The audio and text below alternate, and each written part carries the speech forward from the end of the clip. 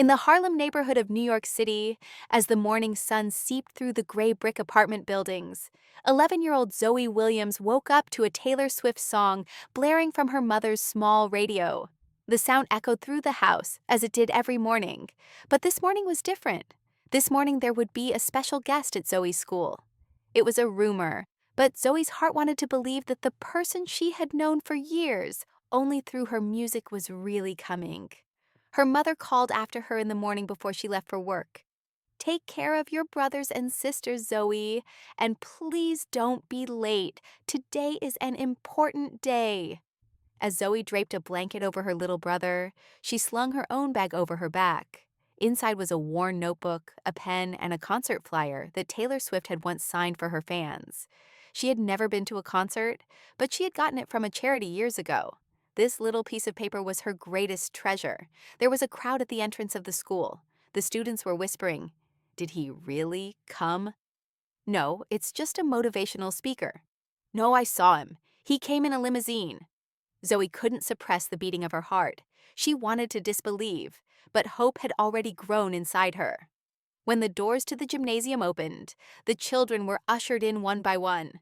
Zoe was not in the front row, but she was close enough to see the stage.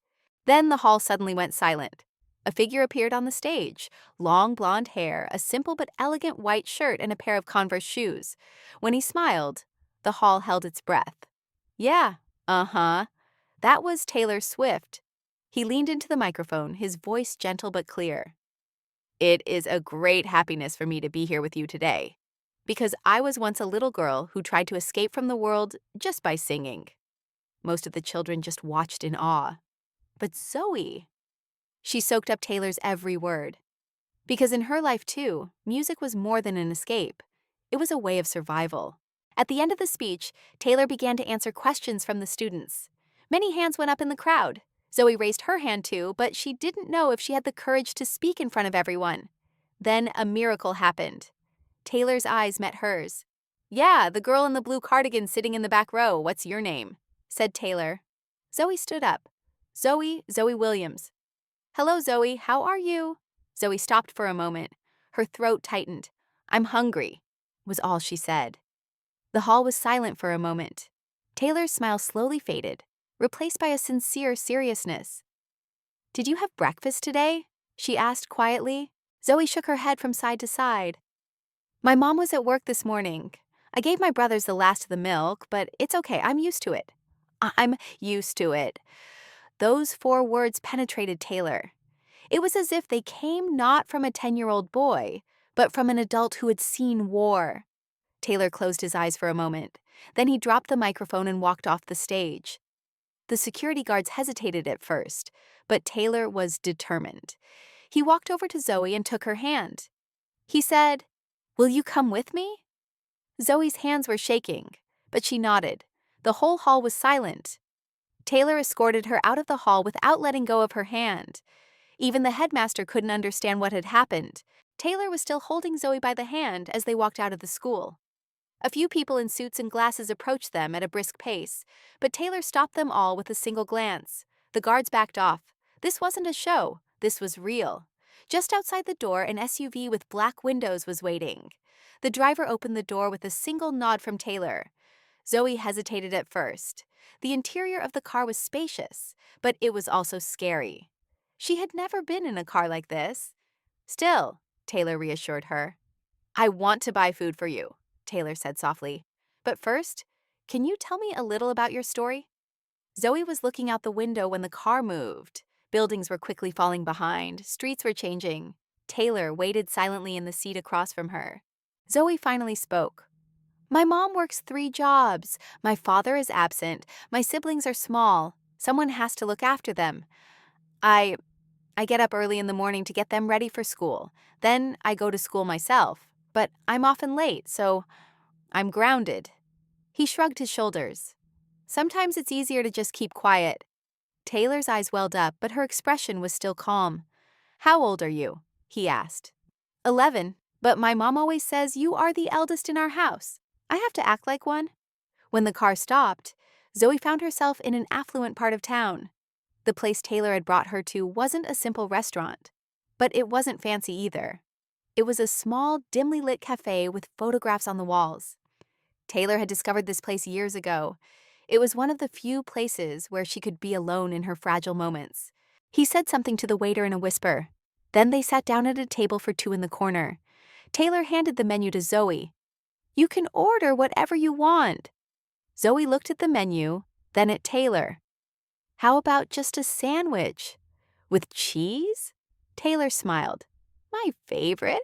When the orders arrived, Zoe first looked around, as if someone was going to come and take her food away. Taylor pushed her plate away and handed her his. "You know what?" Taylor said. "I felt so lonely when I was your age. Everyone at school said I was weird. They even thought I talked to my guitar." Zoe lifted her head, smiling genuinely for the first time. "Really?" "Yes, and you know what? If someone had just said to me back then, 'I see you,' maybe things would have been easier." Zoe became silent. Then she took a worn notebook out of her pocket. The pages were yellowed. Some of them were about to break.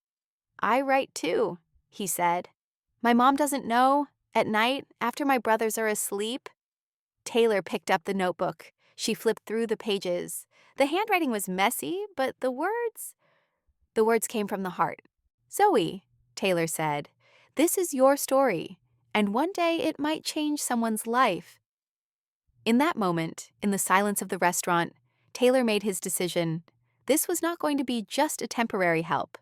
This girl, like him, was an unseen but shining star. The next morning, Taylor gathered the directors of his foundation. Every detail he told them about Zoe shook everyone in the room. Education programs, emergency food aid, creative writing courses. It was all on the table. But Taylor wanted more. "This is not just the story of one child," he said. "There are hundreds, thousands of children like Zoe. But we started with her, and something has to change." That same morning, Zoe's school principal called her. She was worried. "Is something wrong?" he asked quietly. The manager smiled. "No, Zoe, quite the opposite. Things are changing at school today." And indeed, on that day, a project was launched at Zoe's school. Taylor Swift, with her own donations, had arranged for a new music and writing classroom to be built at the school. In addition, food and stationery would be provided to needy students every weekend. The program even had a name, Zoe Project. Zoe couldn't believe it at first. She took a photo with her siblings in the school's new library. Her mother cried. Taylor didn't even speak during the ceremony, because this was Zoe's story. And finally, she had found her voice. Ever since the new music class opened, Zoe had been running to school in the morning. After dropping her siblings off at the neighbors, she put her backpack on her back and was the first student to arrive at class. The small but shiny piano Taylor had donated sat in the corner. Microphones, headphones, notebooks, everything looked like a dream. But most importantly, Zoe was no longer invisible. The teachers knew his name. The canteen attendant poured him an extra glass of milk. The school principal stopped him in the corridor one morning and asked about him. "Will you let me read your writing?" Zoe was embarrassed at first, but then she nodded. That day she handed in what she had written. The following week, an article by Zoe was posted on the school bulletin board. The caption read, "Hunger is not just about the stomach." The writing was short but deep. It described the nights when his mother cried silently, the days when his siblings went hungry without making a sound, his feelings of shame during school. But the last paragraph was the most striking. "That morning, Taylor Swift said to me, 'I see you. When someone sees you, you change, because you are no longer invisible.'" The article went viral. First, the local school newspaper printed it. Then several teachers in the city started sharing it. Then Taylor shared the article on his social media account. Within 24 hours, it had reached millions. And at that moment, the story was no longer just Zoe's story. 2 weeks later, the mayor of Los Angeles held a press conference in the schoolyard. In the center of the stage, Taylor Swift and Zoe were standing side by side. Taylor took the microphone. "There are thousands of children in this city. Every one of them feels invisible, but not anymore. We're starting a program for kids like Zoe." Name of the program: I See You. It was to be implemented in 5 schools in the first phase. Each school would have music and writing classrooms. Students would receive support packages, and families would receive social service counseling. Local artists, educators, and therapists volunteered. Taylor announced that he would cover all costs for the first year. Zoe listened to the conversation without blinking. At that moment, a journalist leaned over and asked Taylor, "And why Zoe? Out of thousands of children, why this girl?" Taylor's answer was short and to the point, "Because he spoke, and we listened." Real change starts with listening. In the evening of that day, Zoe's mother quietly approached Taylor. "There is no way to thank you," he said. Taylor smiled. "I just opened the door and Zoe walked in." The woman could not hold back her tears. "My daughter always dreamed, but I couldn't dream anymore. Now, when I think of her future, I get hopeful." A month later, Zoe was invited to a television program. Taylor wasn't with her. This time she was alone. The host turned to her and asked, "You are just a child. Doesn't all this attention scare you?" Zoe thought. Then she smiled. "Yes, but fear sometimes makes you brave." At the end of the program, the studio audience gave Zoe a standing ovation. After the broadcast, hundreds of letters came in. Some from other children, some from mothers, some from teachers. "I have students like you." "I see you too." "Your writing gave me courage." One day at his home in New York, Taylor was silent for a long time as he read the incoming letters. Then he turned to his manager. "This kid is like the summation of all the songs I've written over the years. I have to put it to music." And so Taylor dedicated the first song of her new album to Zoe. The title of the song was one sentence, "I See You." The song entered the Billboard chart at #1 on the first day it was released. But it wasn't the chart that mattered to Taylor. There was only one image in the song's music video. The camera slowly zooms in as Zoe writes in her notebook in the middle of class. Then Taylor's voice enters, "I see you. I hear your voice. You can change the world because you exist." 3 months had passed. The ICU program was now being implemented in 14 different regions, not just 5 schools. Some states started to support the program from their own budgets. Taylor Swift postponed her tour to participate in the field work of the program. Concerts could wait, but not these kids. Zoe's writing was now published as a column in a magazine, and every week she told a different children's story. Some were the stories of a child from a homeless family. Some of a girl who was bullied at school but never stopped writing. Each article reached tens of thousands of people and mobilized thousands of volunteers. One day, Taylor was in a meeting with a large team at the foundation's office. There was a statistic on the screen. So far, 14,200 children have received direct support. 57 schools have active writing and music clubs. 370 families enrolled in the social service program. But one graph caught his attention. In one region in the southeast of the country, still no schools had joined the program. Why? Coordinator Lisa Collins explained. There is still mistrust of the program in that region. Some people think it's a publicity stunt. Others, frankly, don't believe they're going to cross paths with someone like Taylor Swift. Taylor paused for a moment. Then he said only one sentence. "We're leaving." 2 days later, a van stopped on the dusty streets of a small town in Alabama. Taylor Swift got out. She had her hair in a bun. She was wearing a plain t-shirt, a guitar case on her back. The townspeople were surprised at first. Then the children ran and surrounded him. No one really wanted to believe it until Taylor started playing guitar for the children in the town's old schoolhouse. The next day, the ICU program was active in all 3 schools in that region.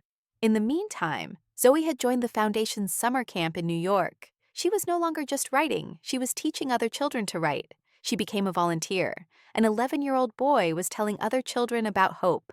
On the last day of the camp, a small ceremony was organized. The children read the texts they had prepared. Some wrote stories, others poems. Finally, it was Zoe's turn. She didn't look at the text in her hand. She stared at the crowd. "I don't just write for myself anymore. I write for us, because we are the invisible children, and we can see each other. Every word opens a door, every sentence builds a bridge, and every story shows that a child is not alone." There was silence in the hall. Then there was a standing ovation. That's when Taylor walked in. He had boarded the plane at dawn to catch the ceremony. He heard Zoe's words in the last few seconds, but it was enough. Her eyes welled up. He went on stage. He had a small box in his hand. "I don't like to give prizes at the end of the camp," he said, "because writing is not a competition, but sometimes you need a thank you." He handed the box to Zoe. Inside was an old bracelet. It had this written on it: "Speak now," Taylor whispered as she put the bracelet on Zoe. "I wore it on my first studio day. I was very scared that day. But it takes courage to speak. You reminded us of that courage." That same night, the camp director pulled Taylor aside. "You know, this is the first time I've ever met a child like him. Someone so conscious, so clear thinking at this age." "Very rare." Taylor shook his head. "Because he didn't have time to shut up. We're used to talking. He learned to speak through silence." As the program grew, other artists began to support it. Some took the stage and sang with the children. Some organized writing workshops. But no matter what, everyone agreed on one thing. This is not just a social responsibility project. This is a movement. Zoe had become a symbol. The New York Times gave him the cover. "The spokesperson, a girl's revolution in sentences." But this growth was not without its challenges. Some people started to question, why is Taylor Swift trying so hard? Some doubted her sincerity. At a press conference, Taylor was asked one of these questions: "Why are you doing this? Is this a PR exercise?" Taylor stopped. He turned his eyes directly to the camera. "No, because a child said he was hungry. And I heard him at that moment, and it would have been unbecoming of me to remain silent." 6 months later, under the gray skies of Washington, D.C., in a large conference room next to the Capitol, the heartbeat of a movement could be heard. The stage was set. Microphones were lined up. The cameras were rolling. In the center of the room, in the first row, sat Taylor Swift. She was flanked by social workers, education experts, artists, journalists, and politicians. But the main guest had not yet appeared on stage. In the back, in front of the mirror, there was a young girl with trembling hands. She was wearing a simple navy blue dress, the Speak Now bracelet Taylor had given her on her wrist, and in her heart, sentences growing with the weight of her whole life. Zoe was now 12 years old, but in her soul was the weariness of years, but also the voice of tens of thousands of children. The camp manager, who was standing next to him, knelt down and looked at him. "Are you ready?" Zoe shook her head from side to side. "Number, but I will go." And he started walking. When he took the stage, the hall was silent. A little boy, a giant platform, national broadcast. Zoe stepped behind the microphone. She turned her eyes to Taylor. Taylor just smiled at her, tilting her head. "You're here. That's enough," as if to say. Zoe took a deep breath. Then she started to speak. "My name is Zoe Williams. When I was 11 years old, I said, 'I'm hungry' to Taylor Swift. Sometimes I'm still mad at myself for being here today because I was so ashamed at that moment. I was made to feel like hunger was something to be ashamed of. But I'm not ashamed anymore." Heads bowed in the hall.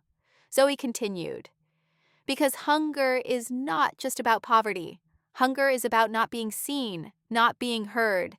It is about not being able to look an adult in the eye and say, 'I am here,' even for one day." His eyes welled up, but his voice did not tremble. "There are thousands of children like me. Many of them are still silent because they have no space to make their voices heard, because someone still says, 'Our children don't talk about such things.' But I am here.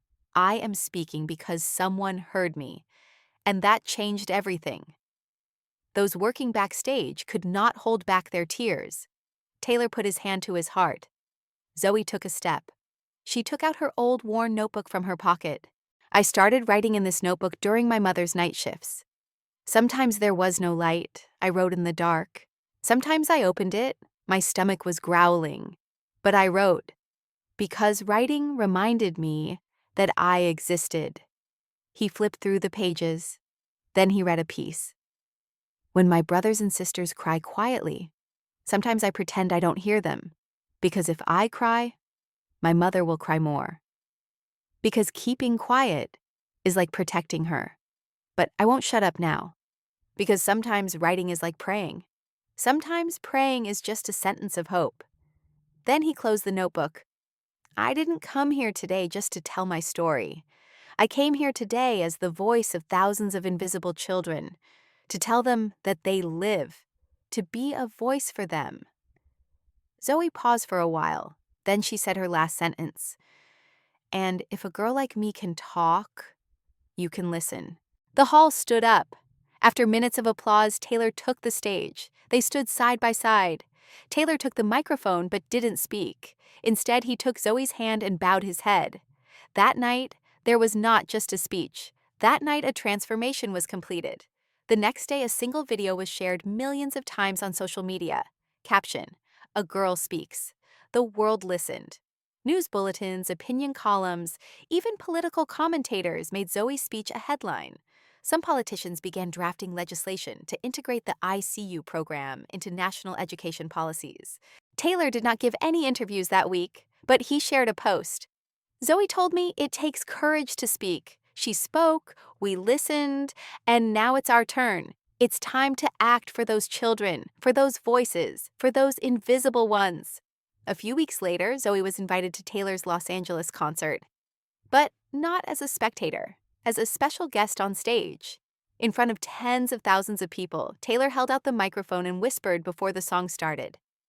This time, it's your turn. Tell them about you. Zoe took a deep breath, and for the first time she sang in her own voice the old melodies she had heard on her mother's radio. The last scene takes place in a music class where Taylor and Zoe are sitting next to each other. Zoe writes a melody and Taylor accompanies her. Taylor asks, "So, what's your dream now?" Zoe responds, "To show kids like me. Our story is valuable, our voices must be heard, and we are never invisible." Taylor shakes his head. "That's why we'll always write, isn't it?" Zoe is smiling. Her eyes shine. Yes. And so, the story that begins with a girl saying, "I am hungry," turns into a change that mobilizes the conscience of a country and touches thousands of lives. Because sometimes, just one sentence is enough. I see you.